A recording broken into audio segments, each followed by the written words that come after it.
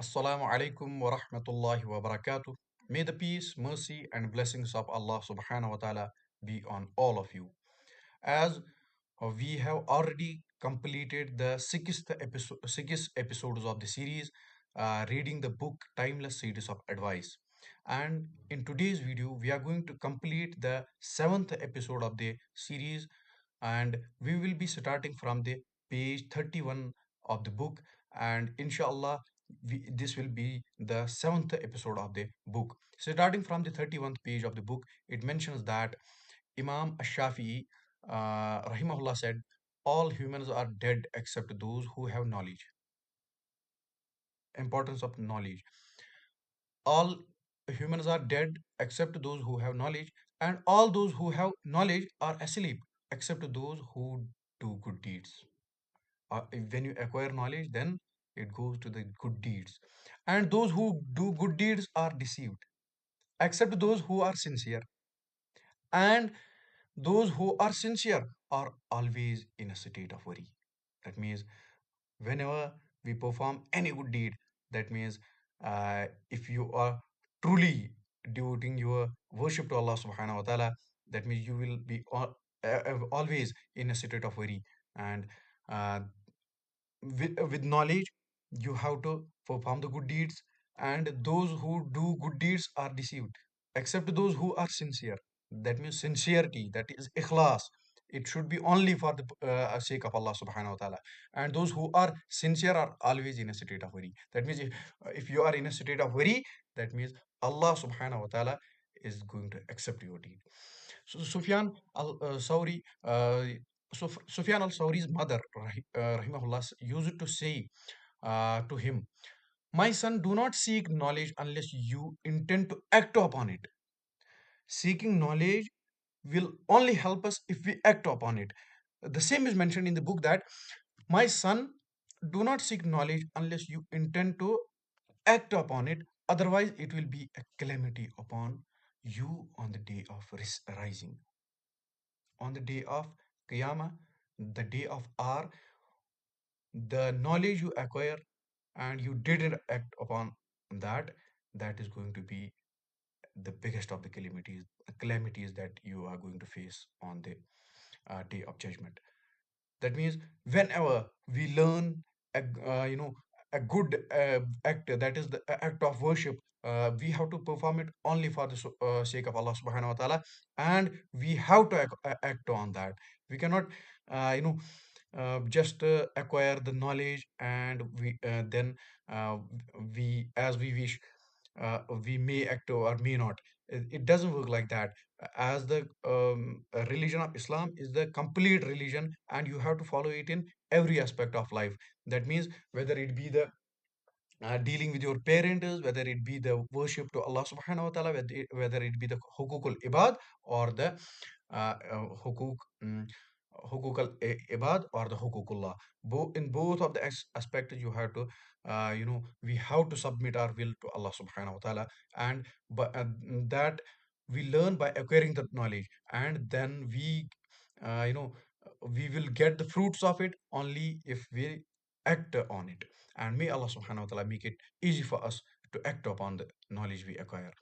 May Allah subhanahu wa ta'ala grant us sincerity and the ability to act upon knowledge in doing good.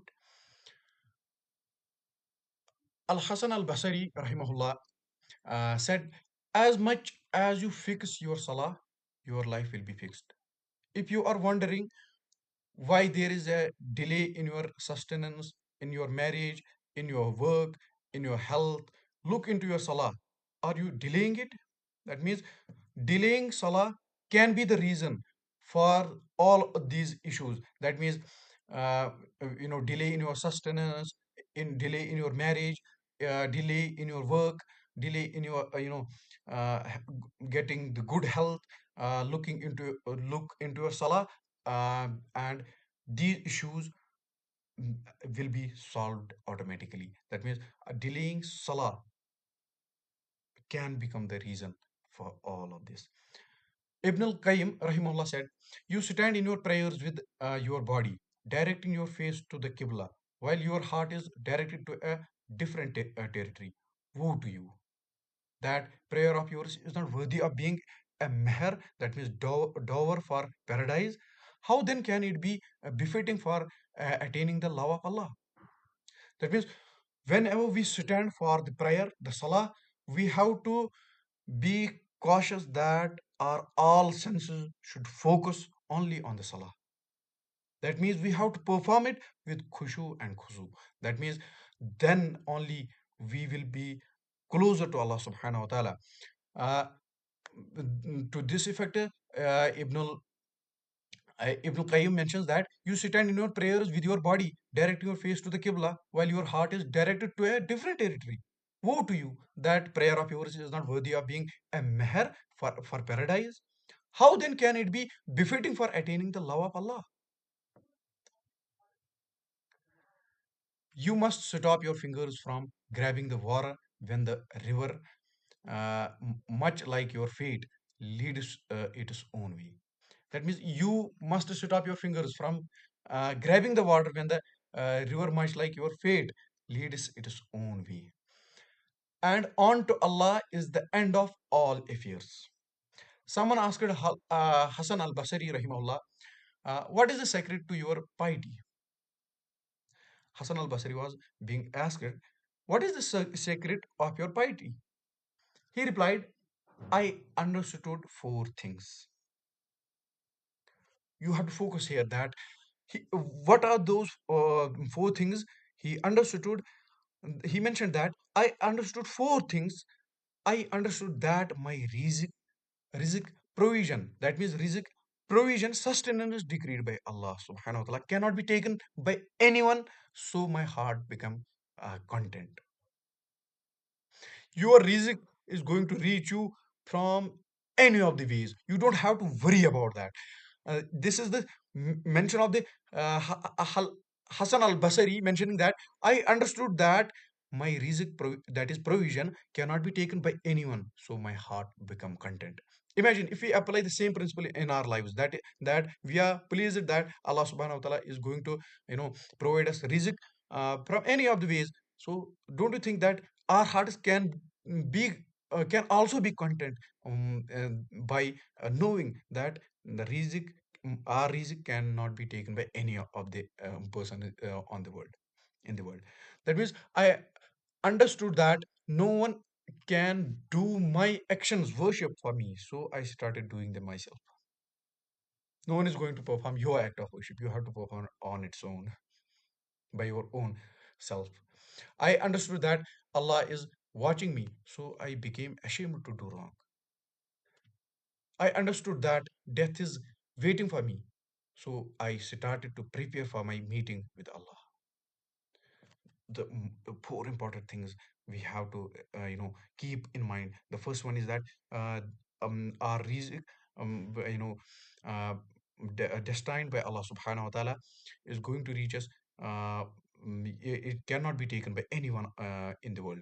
And the second thing, we have to remember that no one can do our actions, so we have to perform by our own selves. And he mentions that I understood that Allah is watching me, so I became ashamed to do wrong. Understood that death is waiting for me, so I started to prepare for my meeting with Allah subhanahu wa ta'ala. May Allah Azza wa Jal grant us this understanding and the ability to act according to it. One wise man said, why do you worry? One wise man said, why do you worry? For Allah Azza wa Jal provides for the ant in the dark hole and the fishes in the depth of the oceans. Do you then think that He will forget you? Why do you worry? For Allah Azza wa Jal provides for the ant in the dark hole and the fishes in the depth of the oceans. Do you then think that He will forget you? When those few young men took refuge, the ayah from the Quran mentions that when those few young men took refuge in the cave, they said, our Lord, have special mercy and guide us to rationality in our matter.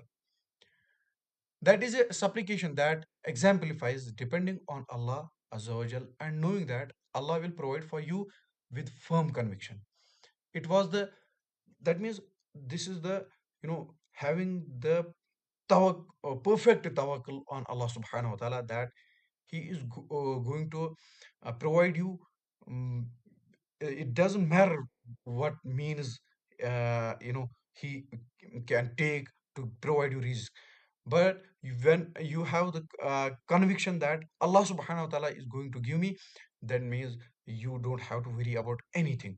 It was the conviction of the people of the cave that saved them. Allah's response lasted 309 years.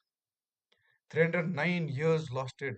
That means he provided for them 309 years, and the people of the cave. That is a supplication that exemplifies depending on Allah Azza wa Jal, and knowing that Allah will provide for you with firm conviction. It was the conviction of the people of the cave that saved them. Allah's response lasted 309 years. A believer's most powerful tool is his dua. As we mentioned in our one of the previous episodes, that a believer's most powerful tool is dua. With dua, you can get anything from Allah subhanahu wa ta'ala.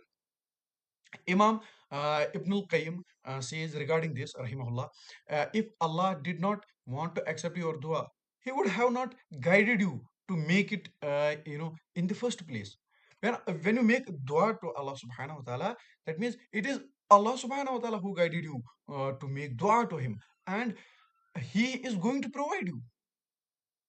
If Allah did not want to, this is Imam Ibn al-Qayyim saying that if Allah did not want to accept your dua, He would have not guided you to make it.